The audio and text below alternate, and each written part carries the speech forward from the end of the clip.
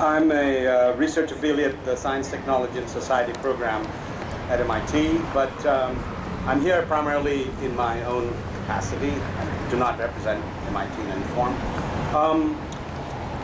What I want to talk about is that this continuing collaboration between universities and the military establishment in this country that started with the Manhattan Project during the Second World War and has continued throughout the Cold War.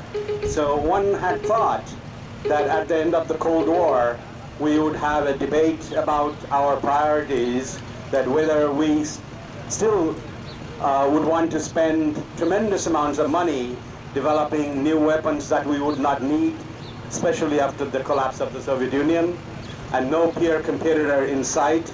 American defense budget is 12 times that of Russia, 5 times that of China, and we spent about $80 billion on just research and development. And just to give you a little context, that if you look at that number and then look at military budgets of many other big countries, our budget simply for doing new weapons development is much bigger than many other big nations' total spending on defense.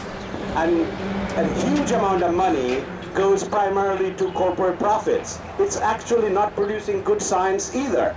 During the Cold War, right after the Second World War, actually there was very good science that was going on with the Pentagon support. And here, this great institution like MIT that developed technologies for radar and the internet and so forth are obviously byproducts of that support.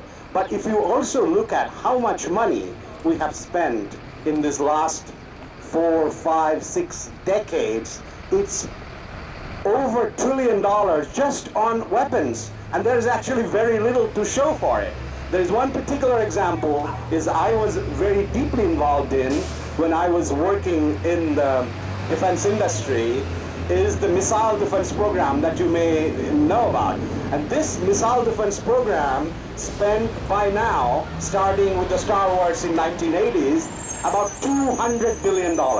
Enormous amounts of money, and absolutely no technology or science has come out of it. So we need certainly a lot of accountability. So I bring this to the context that when we talk about drone research or drone-related research at universities, that large number of universities in this country are dependent on funds from the Pentagon, and the Pentagon is driving their research agenda. It's not that science is value-free, because whoever is paying you, you have to pay the piper. And they are going to set, and this is not, it's a sort of paraphrasing Ralph Nader, that one cannot just say, well, I mean, this is science. This is not science. I mean, obviously there is science, but I actually have a handout, if some of you have gotten it, and I have a quotation from a professor in the electrical engineering and computer science, Professor Victor Zhu, very, very well-known, very well-regarded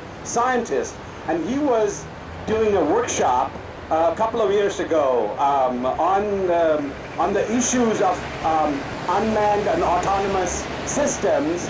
And of course, the workshop was not held on campus. It's a good reasons. So they held it somewhere else in Cambridge, and then came out with a report. And so I read the report, and I saw this quotation where, in fact, because this was a workshop attended by a lot of people from the Pentagon, so they were trying to butter up the Pentagon for funds and were saying how much MIT research has contributed to the needs of the warfighters. So we cannot just say we're doing science for science's sake. We are certainly doing science to cater to the military because they are paying for it. And if you look at that handout, you'll see it's just amazing numbers. Electrical engineering, 72% of all research in electrical engineering throughout this country paid for the Pentagon. 60-something% material science, computer science, math, and aerospace, and all these things that are at the totally funded and dominated by Pentagon. So this set the agenda.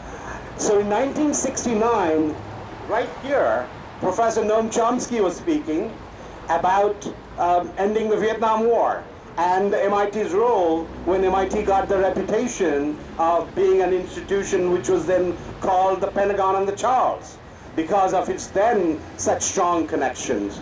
And now 25 or 20 years after the Cold War ended, we still have these strong connections. Nobody's talking about it. Here we go, we have such a tremendous problem with the climate.